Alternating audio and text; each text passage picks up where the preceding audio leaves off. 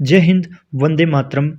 स्वागत है आप सभी का आपके अपने जेएम एजुकेशन के यूट्यूब चैनल पर। दोस्तों, आज की वीडियो राष्ट्रीय शिक्षा नीति यानी कि NEP 2020 new national education policy को आपको अच्छे से पढ़ना है, जो रीट 2025 में नया टॉपिक जुड़ा है। हम स्लाइड के माध्यम से इसके बारे में पूरी चर्चा करेंगे,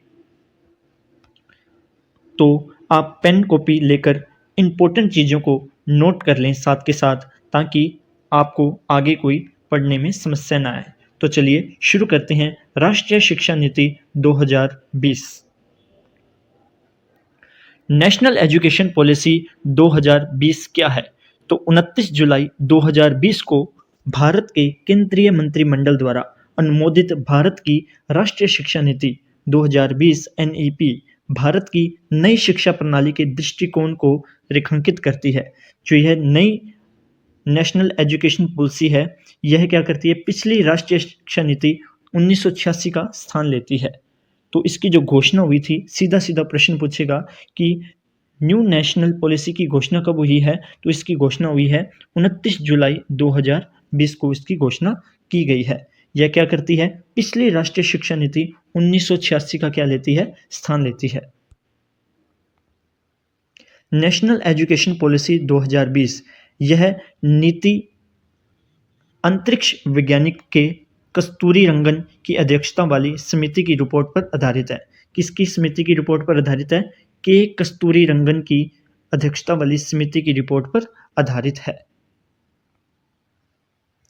नई शिक्षा नीति के अंतर्गत मानव संसाधन प्रबंधन मंत्रालय, किसकी बात कर रहे हैं? मानव संसाधन प्रबंधन मंत्रालय का नाम परिवर्तित कर क्या कर दिया गया है? शिक्षा मंत्रालय कर दिया गया है।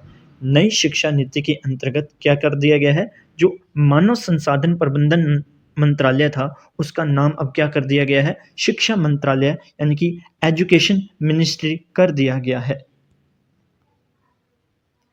एनईपी 2020 के तहत केंद्र और राज्य सरकार के सहयोग से शिक्षा क्षेत्र पर देश की जीडीपी के 6% हिस्से के बराबर निवेश का लक्ष्य रखा गया है। सीधा सीधा जीडीपी पर क्वेश्चन पूछा जाता है कि न्यू नेशनल एजुकेशन पॉलिसी पर जीडीपी का कितना परसेंट हिस्सा है? तो 6% हिस्से के बराबर निवेश रखा गया है। कितने प्रतिशत? 6%। जीडीपी का 6% हिस्से पर बराबर निवेश रखा गया है। नई शिक्षा नीति में वर्तमान में सक्रिय 10+2 के शैक्षणिक मॉडल के स्थान पर शैक्षणिक पाठ्यक्रम को 5+3+3+4 शिक्षा प्रणाली के आधार पर विभाजित करने की बात की गई है। क्या बात की गई है? शैक्षणिक पाठ्यक्रम को 5+3+3+4 शिक्षा प्रणाली के आधार पर विभाजित करने की बात करी गई है। इसके बारे में डिटेल से चर्चा करते हैं कि 5+3+3+4 शैक्षिक प्रणाली में जो सबसे पहला पॉइंट होगा वो क्या होगा? मूलभूत चरण होगा। सबसे पहला चरण क्या है? मूलभूत चरण है, जो कितने वर्षों का है? 5 वर्षों का है। फिर आता है प्रारंभिक चरण, जो कितने वर्षों का है? 3 वर्षों का है। फिर आता है मध्य चरण, जो 3 वर्षों का है। फिर आता है माध्यमिक चरण, कितने वर्षों का है? 4 वर्षों का है। 4 भागों में बांटा गया: मूलभूत चरण, प्रारंभिक चरण, मध्य चरण और माध्यमिक चरण। अब इनके बारे में भी डिटेल से चर्चा करेंगे। सबसे पहले बात करते हैं मूलभूत चरण, जो कितने वर्षों का है? 5 वर्षों का है। कौन से बच्चों की उम्र के लिए? 3 से 8 वर्ष तक के बच्चों की उम्र के लिए। कक्षा कौन सी? आंगनवाड़ी, प्री स्कूल और कक्षा 1 से कक्षा 2 की चर्चा किसमें की जाएगी? मूलभूत चरण में की जाएगी। इसमें केंद्र क्या होगा? खेल आधारित, गतिविधि आधारित तरीके से भाषा का विकास संबंधित शिक्षा दी जाएगी। फिर दूसरी बात करते हैं प्रारंभिक चरण की, जो कितने वर्ष का है? 3 वर्ष का है। कौन से बच्चों की उम्र के लिए? 8 से लेकर 11 वर्ष तक के बच्चों की उम्र के लिए। कक्षा कौन सी होगी? तीसरी, चौथी और 5वीं। केंद्र क्या होगा? भाषा विकास, संख्यात्मक कौशल, खेल और गतिविधि आधारित शिक्षा दी जाएगी। इसमें कक्षा में बातचीत और खोज के तरीके भी ढूंढे जाएंगे। अब अब हम बात करते हैं मध्य चरण की, जो कितने वर्ष तक? 3 वर्ष तक रहेगा। उम्र क्या रहेगी बच्चे से? 11 से 14 वर्ष की आयु तक चलेगा। कक्षाओं के लिए कौन सी कक्षा के लिए? छठी, 7वीं और 8वीं कक्षा के लिए। केंद्र क्या रहेगा? महत्वपूर्ण शिक्षण उद्देश्य विज्ञान, गणित, कला, सामाजिक विज्ञान और मानविकी के अनुभवात्मक शिक्षा इसमें प्रदान की जाएगी बच्चे को। इसके बाद बात करते हैं हम किसकी? माध्यमिक चरण की, जो कितने वर्ष तक चलेगा? 4 वर्ष तक चलेगा। माध्यमिक चरण कितने वर्ष तक चलेगा? 4 वर्ष तक चलेगा। उम्र कितनी? 14 से 18 वर्ष। कक्षा कौन सी? 9वीं, 10वीं, 11वीं और 12वीं कक्षा के लिए। केंद्र क्या रहेगा? शिक्षा का केंद्र क्या रहेगा? अवधारणाओं का गहन कवरेज। 2 चरण, कक्षा 9वीं और 10वीं और कक्षा 11वीं और 12वीं। इसमें 2 चरणों में शिक्षा करवाई जाएगी। एक तो होगी 9वीं और 10वीं के लिए, दूसरी होगी 11वीं और 12वीं के लिए। हमने 4 चरण कौन कौन से पढ़े? सबसे पहले मूलभूत चरण चलेगा, जो 5 वर्ष तक होगा। फिर हमने क्या पढ़ा? प्रारंभिक चरण, जो 3 वर्ष तक होगा।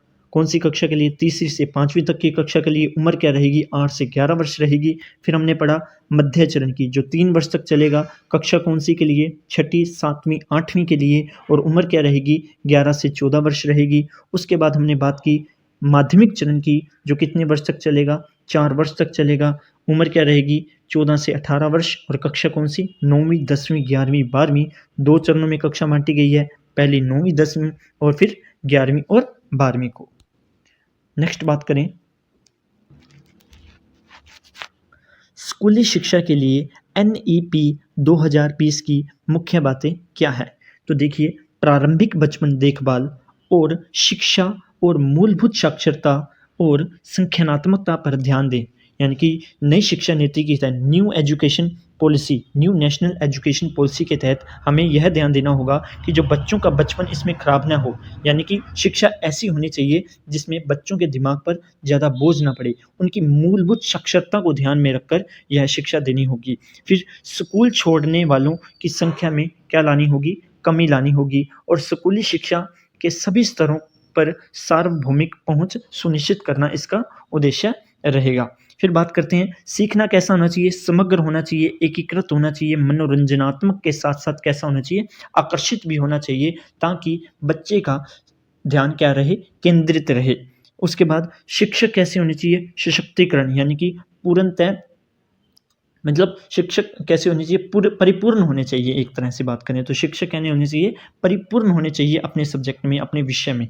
उसके बाद बात करें स्कूली शिक्षा के लिए, फिर आगे की बात करें तो समतामूलक और समावेशी शिक्षा, यानी कि सभी के लिए सीखना अनिवार्य है। स्कूली शिक्षा के लिए मानक निर्धारण और मान्यता, शैक्षणिक रूप से सुदृढ़ शिक्षण और सीखने की प्रथाओं को अपनाना होगा। कैसे? शैक्षणिक रूप से सुदृढ़ शिक्षण को और सीखने की प्रथाओं को अपनाना होगा। शिक्षण, सीखने और मूल्यांकन में प्रौद्योगिकी को भी अपनाना होगा।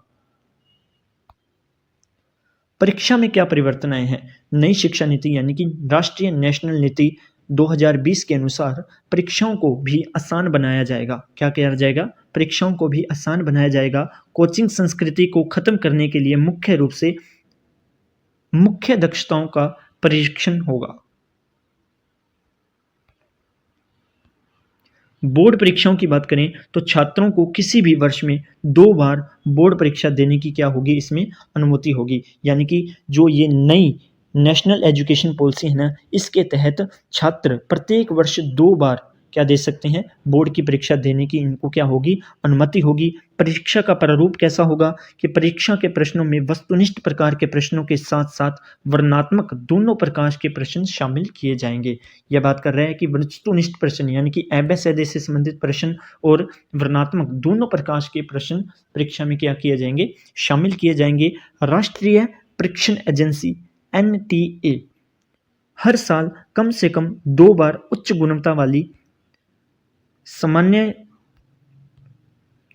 योग्य परीक्षा के साथ साथ विशिष्ट सामान्य परीक्षा भी प्रदान करती है।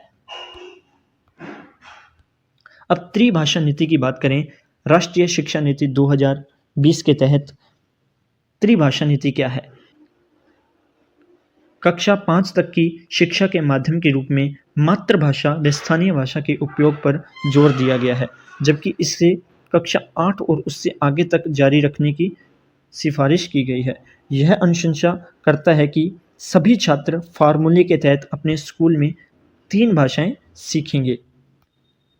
किस प्रकार सीखेंगे कि बच्चों द्वारा सीखी जाने वाली 3 भाषा या 3 भाषाएं राज्य, क्षेत्रों और निश्चित रूप से समय छात्रों की पसंद की होंगी। हालांकि 3 में से कम 2 भाषाएं मूल भाषा के रूप में होनी चाहिए, जिसमें एक स्थानीय क्षेत्र की भाषा होने की सबसे अधिक संभावना है।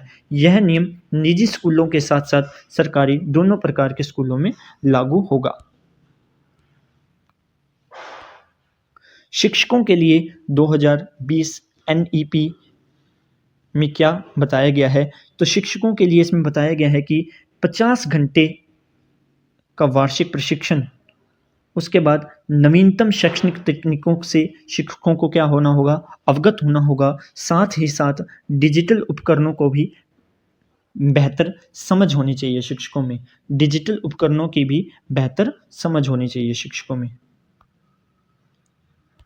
इस पहल का उद्देश्य यह सुनिश्चित करना है कि शिक्षक उभरती हुई शैक्षिक मांगों को पूरा करने के लिए आवश्यक कौशल से लैस हैं, यानी कि परिपूर्ण हैं। तो आपको यह वीडियो कैसी लगी? यदि आपको यह वीडियो अच्छी लगी है तो प्लीज़ इसे लाइक करें, अपने दोस्तों के साथ शेयर करें और चैनल को भी सब्सक्राइब करें। यदि आप इसके MCQ क्वेश्चन या पिछली भर्तियों में इससे संबंधित जो भी क्वेश्चन आए हुए हैं उनको भी वीडियो चाहते हैं, उसके बारे में भी एक वीडियो चाहते हैं, तो चैनल को सब्सक्राइब कर लें ताकि आने वाली वीडियोस का आपके पास नोटिफिकेशन पहुंच जाए। धन्यवाद।